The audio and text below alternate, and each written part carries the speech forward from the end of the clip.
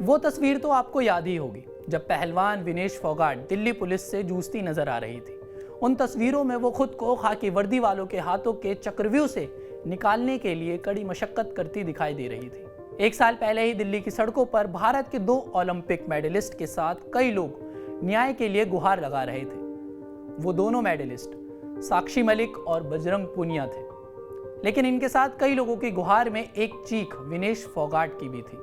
वही विनेश फोगाट जिन्होंने 6 अगस्त को एक ऐतिहासिक तारीख बना दी। चलिए आपको बताते हैं कि विनेश फोगाट के साथ क्या हुआ था जो उन्हें दिल्ली पुलिस से भिड़ना पड़ा था।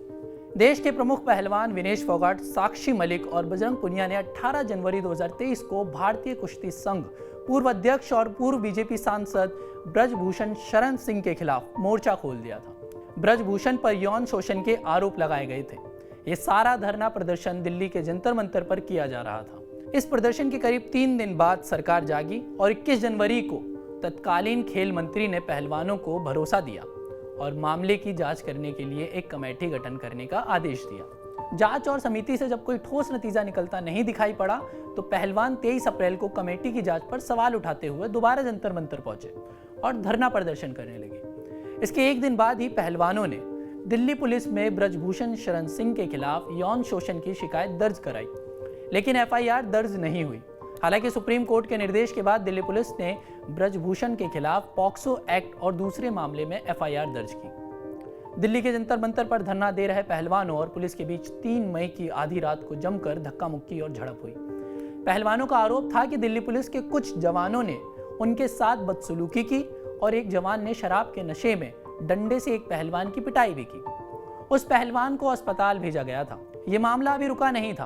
पहलवान धरने पर बैठे रहे और 23 मई को ऐलान कर दिया गया कि सभी 28 मई को नई संसद के सामने महिला महापंचायत करेंगे। बस इसी एक ऐलान ने देश को वो नज़ारा दिखा दिया जो अभी तक देश के लोगों ने नहीं देखा था। 28 मई को जब नई संसद का उद्घाटन हो रहा था तो उसी समय खिलाड़ियों का पुलिस से टकराव हो गया और इसने पूरे देश को हिला कर रख दिया। सभी पहलवानों को संसद तक पहुंचने से रोकने के लिए दिल्ली पुलिस और इनमें जमकर झड़प देखने को मिली। धरने पर बैठे सभी पहलवान संसद की ओर बढ़ रहे थे, लेकिन तब पुलिस ने उन्हें रोक लिया।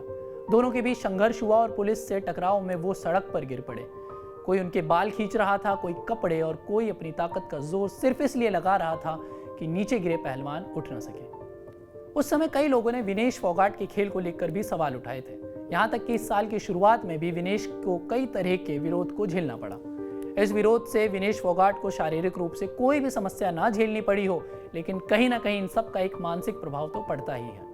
कई बार लोग ऐसे समय पर हार मान लेते हैं, लेकिन विनेश फोगाट ने हार नहीं मानी। रियो ओलंपिक में चोटिल होकर बाहर होने वाली विनेश फोगाट ने पेरिस ओलंपिक में यह बता दिया कि हालात कितने भी मुश्किल हो, खिलाड़ी चाहे तो दमदार वापसी कर सकता है। इस पर आपका क्या कहना है और आप क्या क्या सोचना है हमें कमेंट करके जरूर बताएं, और देश और दुनिया की तमाम खबरें देखने के लिए TV9 डिजिटल को सब्सक्राइब जरूर कर दीजिए।